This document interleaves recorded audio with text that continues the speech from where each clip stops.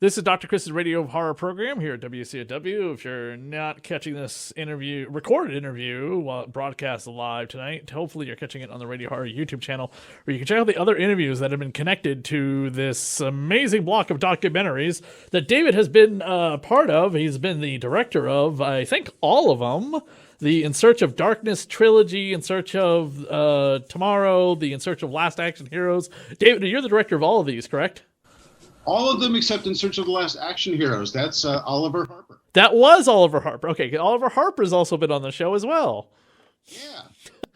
I got to the point that I got involved with it for a little bit for In Search of Darkness. I was involved with that for like a hot minute, and I was actually the one who came up with the idea to be like, why don't we put this in like an order of like yearly events, like events that happen, and then we go through like each year in the decade. And Robin was like, that's actually a really good idea. And here we are. I think it's a great idea. It is a great idea. I was like, and I stole it from something else. So the 80s, or any decade, there's so many amazing movies. There's so much amazing content. It's kind of, if you want to tackle a decade to talk about any genre, whether it's horror, whether it's sci-fi, whether it's fantasy, what have you, action. I think being able to sort of organize it a little better by going year by year, movie by movie, even though that's a massive feat, it's a good way to approach things. True. The In Search of Darkness stuff. You guys got the third chapter of that coming out soon. Sci-Fi is coming out. The digital copy of it's out, and the discs are shipping soon. Yeah, so the idea with In Search of Tomorrow, that movie has just been finished, and it's on sale right now. But what's cool is that in addition to lots of cool stuff, in addition to the movie and digital copy and exclusive posters and all sorts of cool swag and stuff like that, you get to have your name in the credits, which is a super cool feat. In fact, if you want to put your show or your podcast in there, you could do that. But yeah, In Search of Darkness, Part 3, that's in production now, and we're aiming for Halloween and October of this year to get it out. I heard a rumor that the long in development hell, and I'm saying this because I am a backer of this thing, and it's been a lot. It's been very stressful for some people because of how long it's taken, and updates are not always great. But I've heard that your team was responsible for helping RoboDoc get Peter Weller at long last. I don't know if that's a true statement. Okay. That was a rumor going around the net that you guys happened to get Peter Weller for your documentary around the same time they announced that they got Peter Weller for RoboDoc, because he had been very like, I don't want to talk about RoboCop. I've talked about RoboCop to death. Can we talk about something else? I'll talk about Buckaroo Banzai.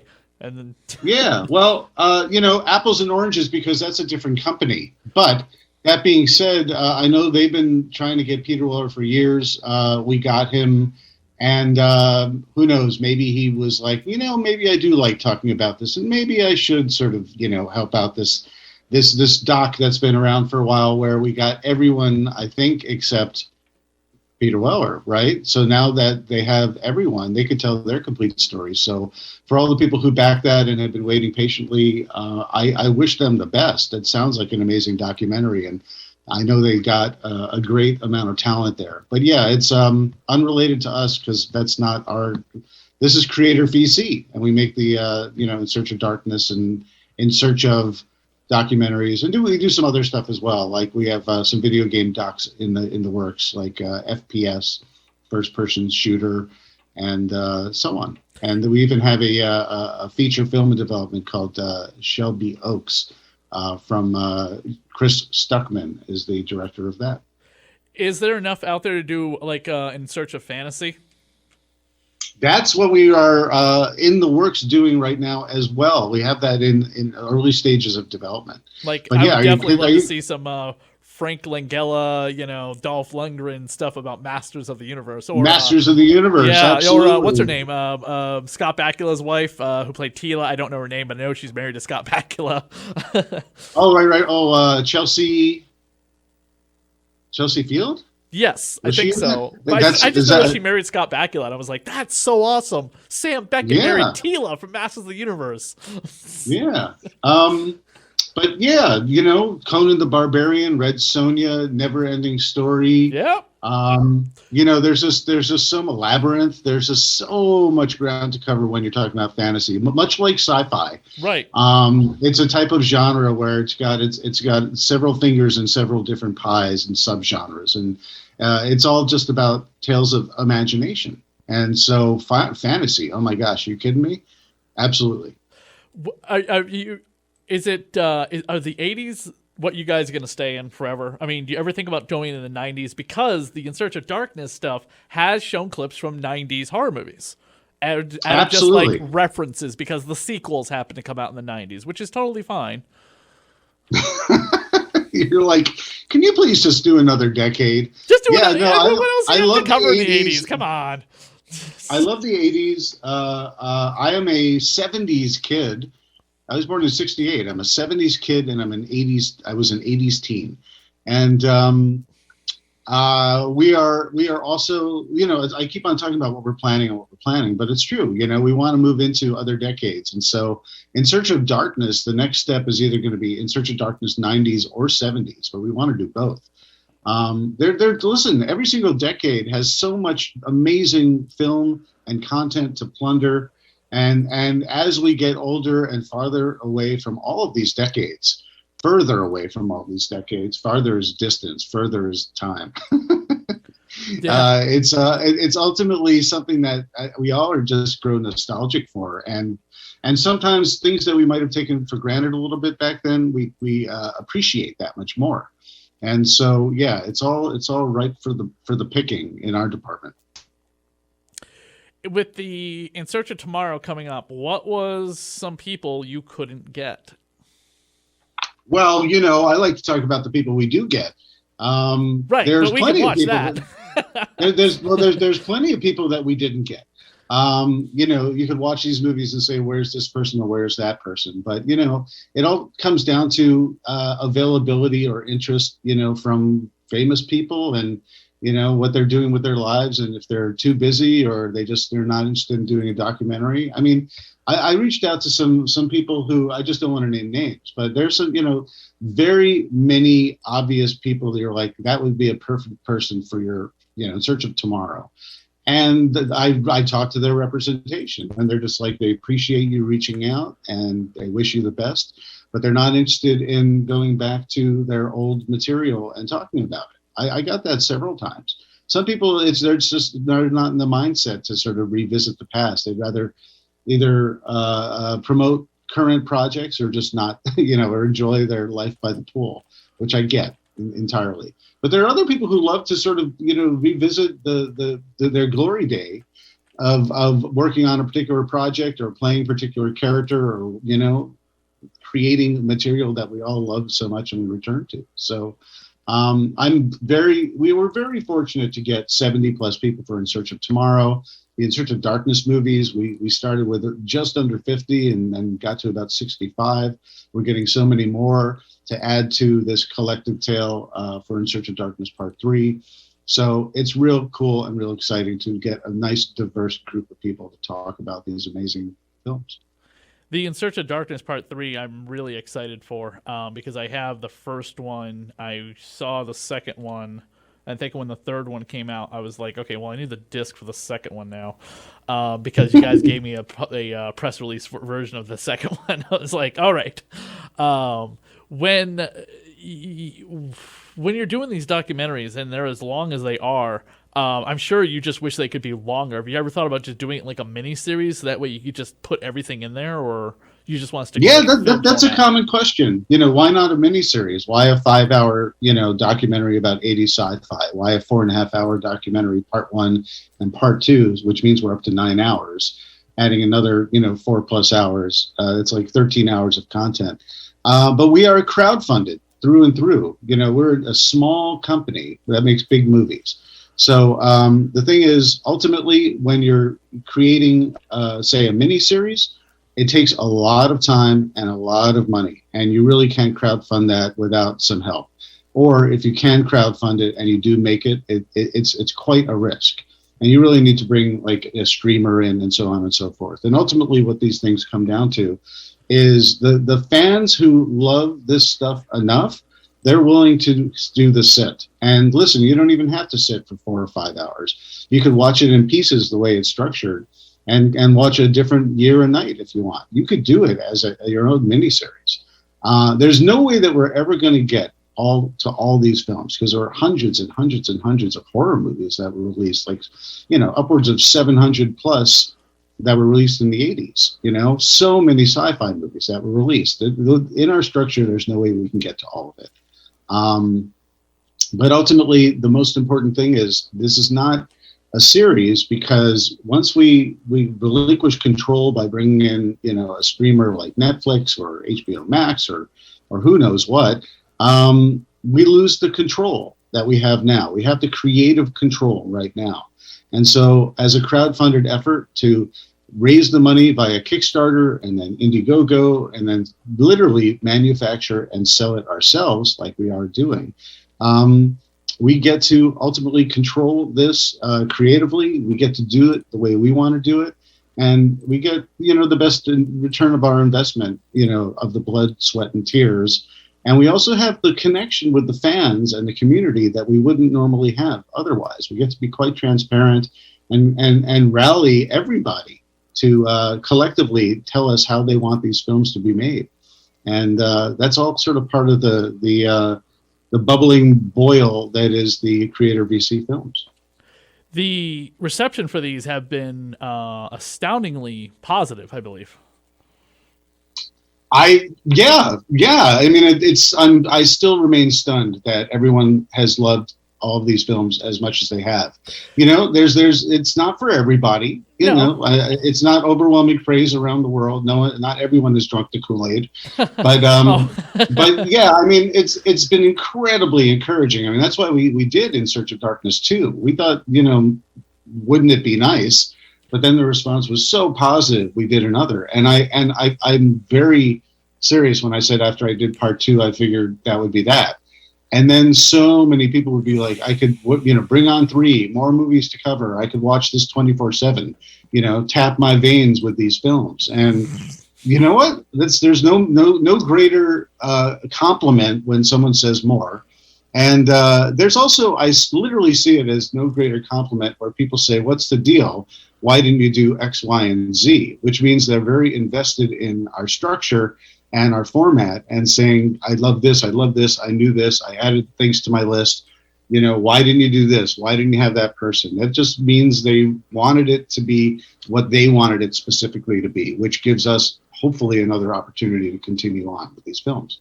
If there's one critical response to the films that I have seen a lot is, and it's usually on social media, is usually like the price tag of the films, the Blu-rays themselves. They're like $80 for a Blu-ray at a time that Blu-ray, and DVDs are kind of dead almost, with the exception of the collector's market.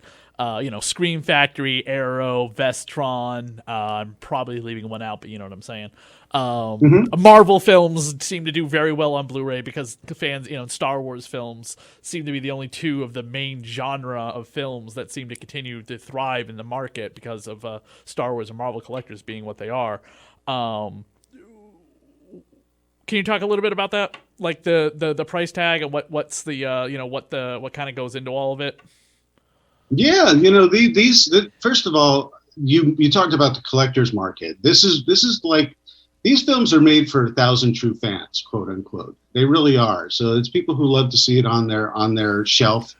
It's also for people who really like to support an indie film to get it made. So, we already have our audience when this film is made, and we're making it for our audience. And then we want to make it available for more people. But it's a tremendous amount of money to manufacture these and distribute these. It's not like what we could do is go to the factory, have a giant amount, and distribute it. Again, it's back to the distributors and losing the creative control and the return on our investment that we do. So yeah, it's not cheap, but there's a lot more going on here than just buying a DVD or not. First of all, this is a 5-hour. In Search of Tomorrow is a 5-hour film. That's the equivalent of like 2 films or more.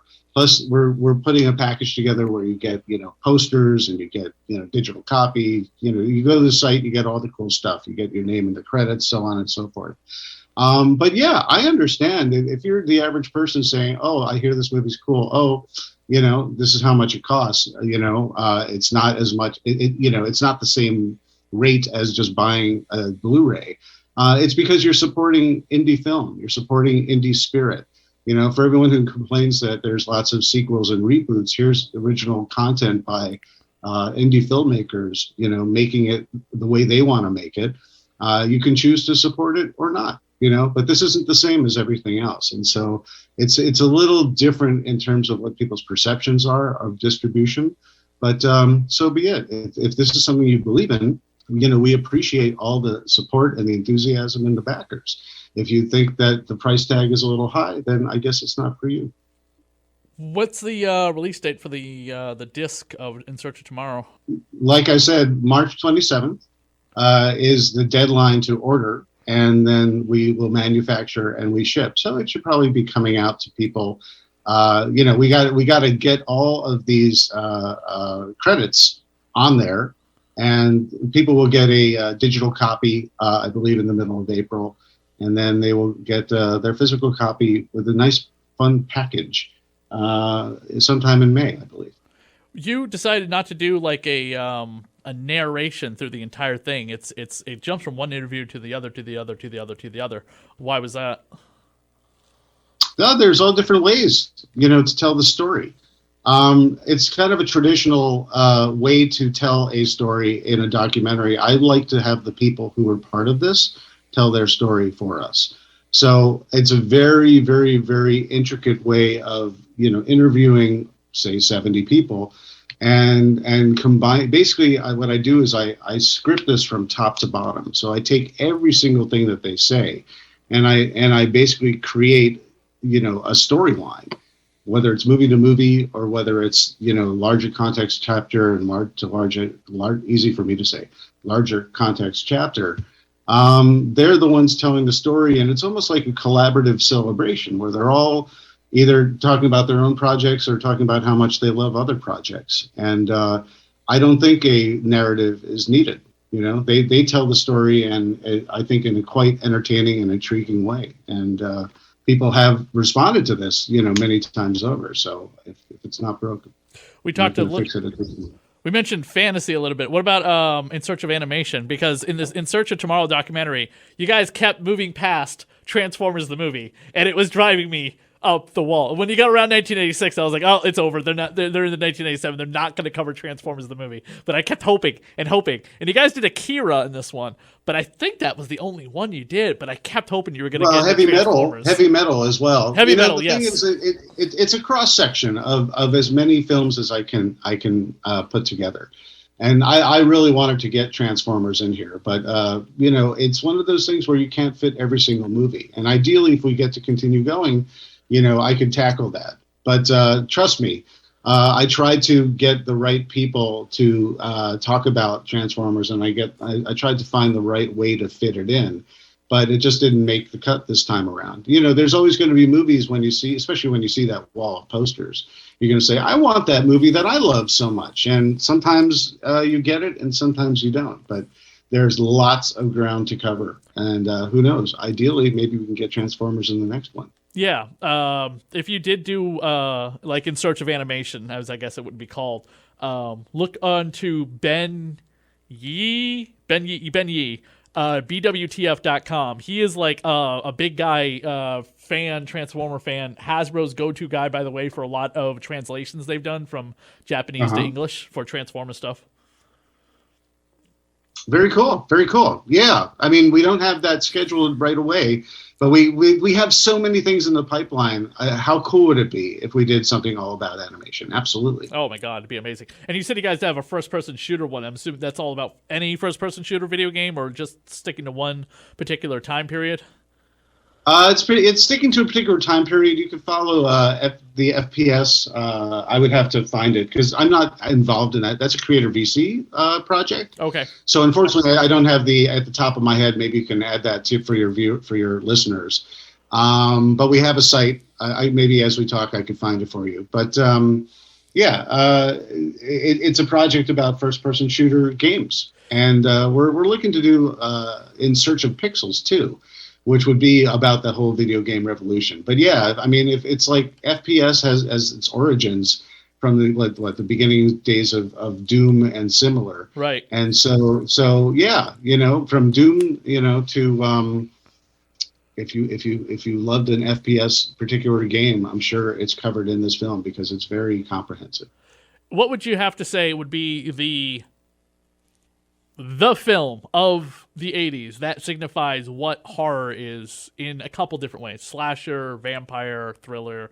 What would be like a film, in your just own opinion, David, is like the film that signifies the 80s of sci-fi? I will say off the bat for sci-fi, since that's the most big. Well, are you talking about horror or sci-fi? Both.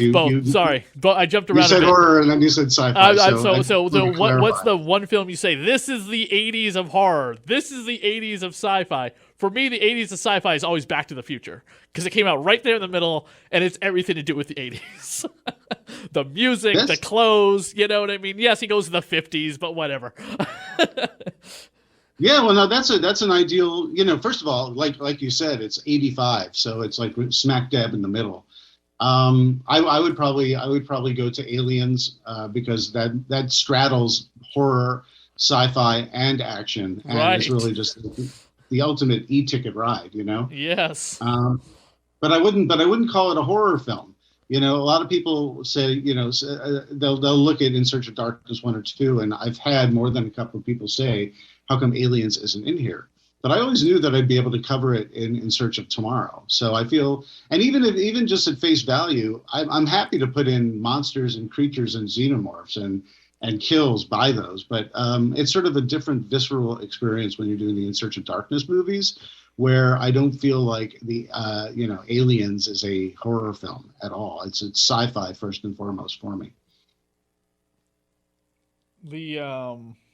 The one film in Search of Darkness 2, and I don't know what everything's going to be covered in 3 because you guys are still working on it, but the one film I was so happy about to see you guys cover in 2 is one of my 2 favorite vampire movies ever. I base so much on it. So every time you guys posted about it on social media saying, we're doing a watch party about Fright Night Part 2, I was like, that's what I based everything about Vlada about, which is my graphic novel, Regender Swap Dracula. And Julie Carmen has been on my radio show, and I've even told her, I'm like, listen, we're doing this graphic novel about Dracula, but we're gender swapping the cast, and I'm basing my Dracula on your character from Fright Night. And she was like, an absolute just, in awe and just thankful about it, because it's such a the movie has kind of got a messy history. It's got its own huge documentary. Nobody knows who owns the copyright to it, but you can watch it on YouTube, and it's one of the few times I'll ever say watch it on YouTube because you can't find it anywhere.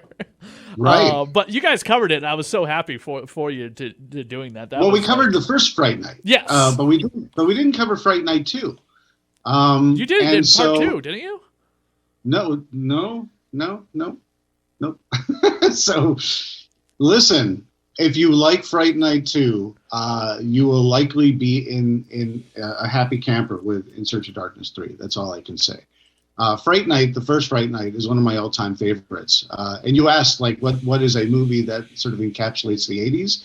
I would say Fright Night is much more commercial in terms of the concept of what encapsulates horror of the 80s, because horror in the 80s is definitely more arguably of the slasher variety, but to me that was the throwback to the monster movies of yore, and I just thought it was perfect, and it's always been one of my favorites.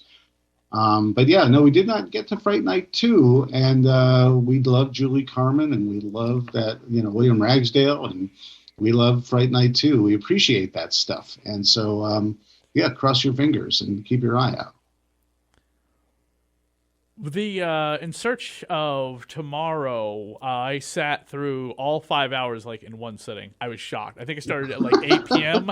and it went to 1 a.m. and then I was done. You deserve a medal of some sort. Congratulations. I mean, nonstop. I had all the food and everything ready, and if I had to leave because it was a movie that I wasn't that interested in or whatever, I turned the volume up and went right to the bathroom so I could at least hear it.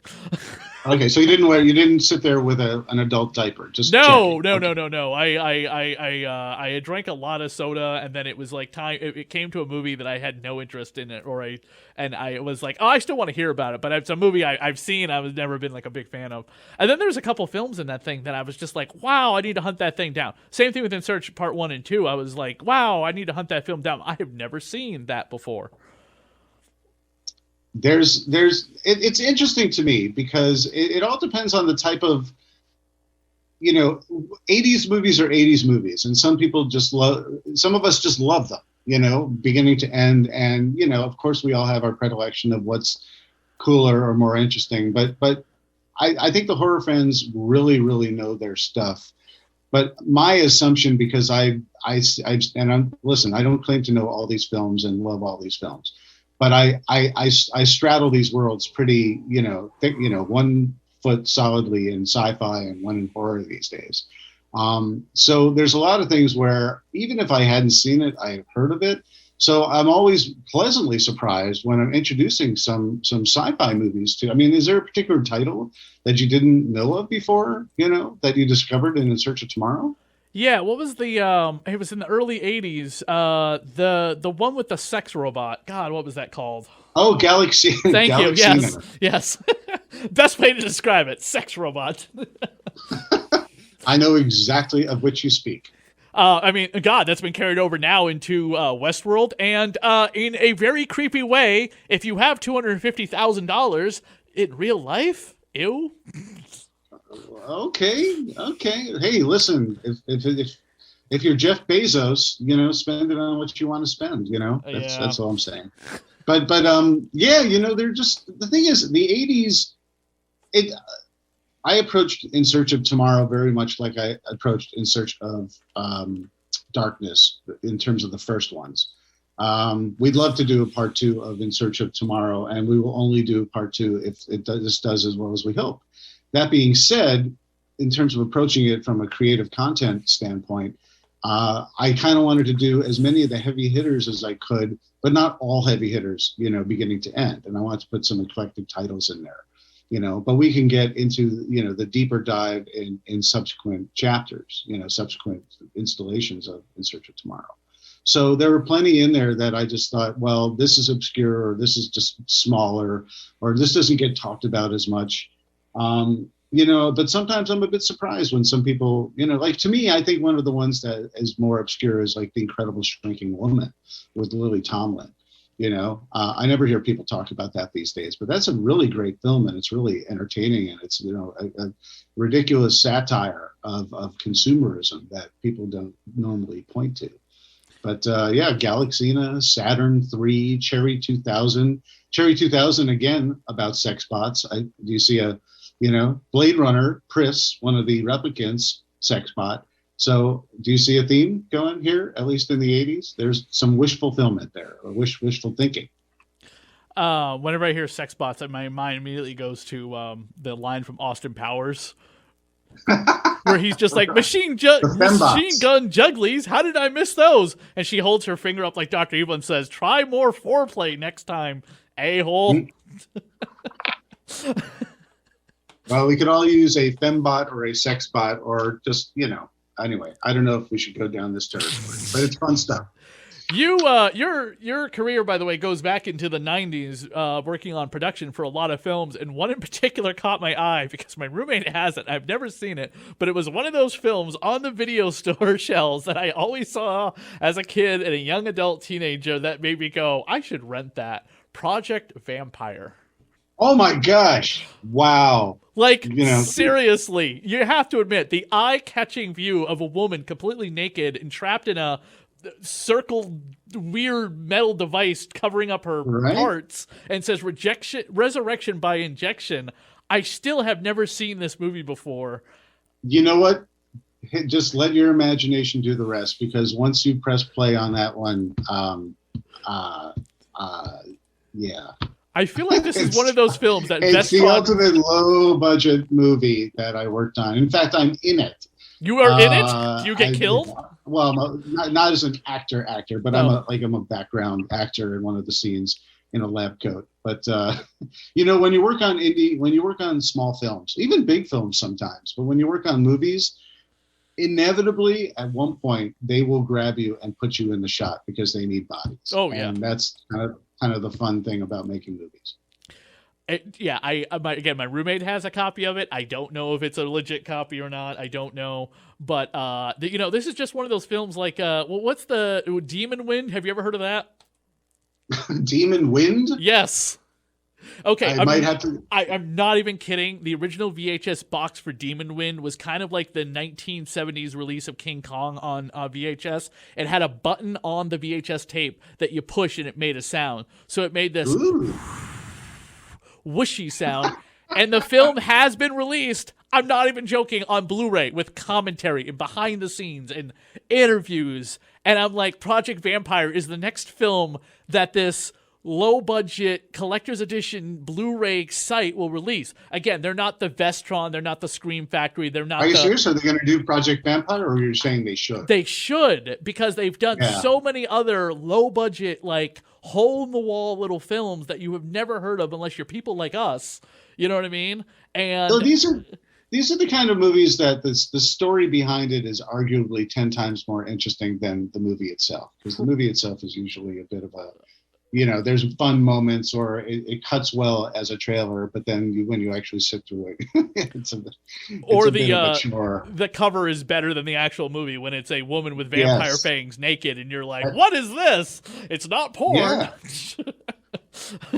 but that is very true. But I'm glad you brought Project Vampire up, because no one has ever brought that film up. There's only one time that film ever was brought up, and I had friends who used to. Excuse me. I had friends who used to.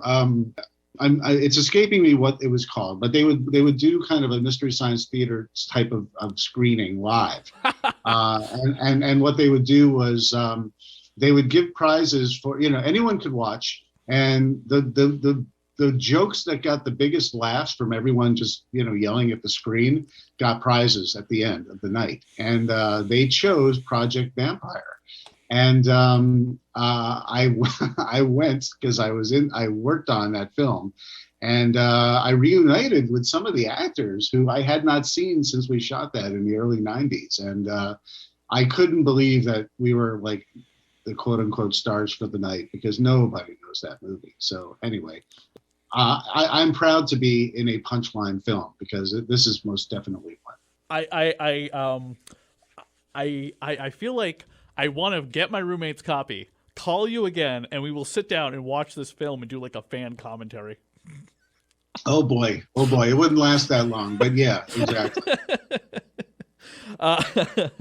No, it's just fascinating sometimes when you find out where people's career had started, and I'm sure there's stuff that you've done that's not on IMDb. There's stuff I've done that's not on my IMDb, just based on I can't either the film never got an IMDb, or someone didn't add you to it, that sort of thing. So yeah, I worked on big stuff, medium stuff, small stuff. I worked on movies, I worked on television, worked on music videos, worked on commercials. I was in production for many years, so you work on everything, many different types of things, but not everything that you work on you're there for the whole project either. Right. You're like a day player, or you're just working for a couple days or something like that, or it never gets completed. Yeah, tell me about it. So that's the story of production. One of my favorite films that I produced, I was the writer of, and I think I directed it, but the cameraman might have done as well. You think you directed it? I think I directed it. It was 6 years ago, and I have photos from it, so there's proof that it was made. But something happened to the footage with the cameraman, and it disappeared, and we never got to see it. And like more than one person involved with it was like, "Hey, whatever happened to that?" Because it's still on my IMDb. And I'm like, right. And once it's on IMDb, you cannot delete it. It's like, for whatever reason, IMDb will not let you delete something. And getting a hold of their customer service is like trying to get hold of customer service at Google or YouTube. Good fracking luck. We can't swear, so I use frickin' frack. But it's ridiculous. Like, IMDb seriously needs a delete button. Now, here's the thing. Because IMDb is like Wikipedia, anybody can go on and alter anything, which is, I think, really stupid. That might be the reason why. And there might be because people would just start deleting stuff just for the hell of it, going, oh, I don't like this person who got canceled, so I'm going to delete all their stuff on IMDb. You know what I mean? Something like that might happen, which is not okay. So that, you don't like Harvey Weinstein, but that doesn't mean you should go online and just delete everything Harvey Weinstein's name is attached to. It's just, that's not, that's not okay. That's, whatever. Yeah, in the era of cancel culture, maybe it's a better thing. But if you're stuck with, listen, if unless it's a credit that you're incredibly embarrassed about, which might be half the films that I worked on, it is what it is. You work on it, and it doesn't mean that you are responsible beginning to end of it. And if it didn't get made or distributed, then it's on IMDb too, as well as those specific details. So right. But I don't know, all these indie movies, good, bad, and ugly.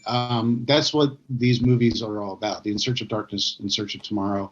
Not every film was perfect in the 80s or in any decade, but there's a celebration about why we love these, because they're all important to us for different reasons, And so it usually goes beyond the movie itself. It's usually just about who we were with, where we were, seeing the film. Was it on, did we scroll through the video store and it was the only thing left, so we got it? Or, did we watch it in a grindhouse theater? Or did we see it on cable at a friend's house when we shouldn't have watched it? Were we trying to escape from bad, a bad day and we watched it? Or, were we trying to just, get away from it all and escape into a movie for, 2 hours? There's so many stories that just go beyond the movie itself. And I think that's the nostalgia element, no matter what decade you grew up in, that connects us with all these films, good, bad, and ugly.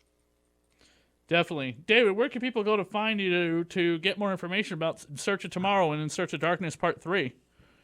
Well, go to 80scifidoc.com. 80 is 80s 80scifidoc.com. Between now, March 27th, that's how you can get a hold of the film, buy it, and get your name in the credits. And if you want to check out In Search of Darkness Part 3, which we are in production on, go to 80shorrordoc.com. And they'll just sort of keep you in the loop as to when we're going to be getting it out in October. And all of the socials for both of them on Instagram, Facebook, and Twitter are 80s Sci-Fi Doc or 80s Horror Doc. And if you want to follow me on Twitter, go to Tiki Ambassador, or my site is itcamefromblog.com, and you can go to @itcamefromblog.com. Sorry, itcamefromblog as the handles on Facebook, Instagram, and Twitter. So I love to do back and forth and do brain dump of pop culture nonsense on It Came From Blog, and it helps me helps me throughout the day. If I think about something that made me happy and smile many years ago and I'm nostalgic for, I'll find it, I'll post it, and hopefully it'll bring a smile to someone else's face. Awesome. Well, David, thank you so much for coming on the show. Really appreciate it, and it's been great pleasure supporting these documentaries as much as I could.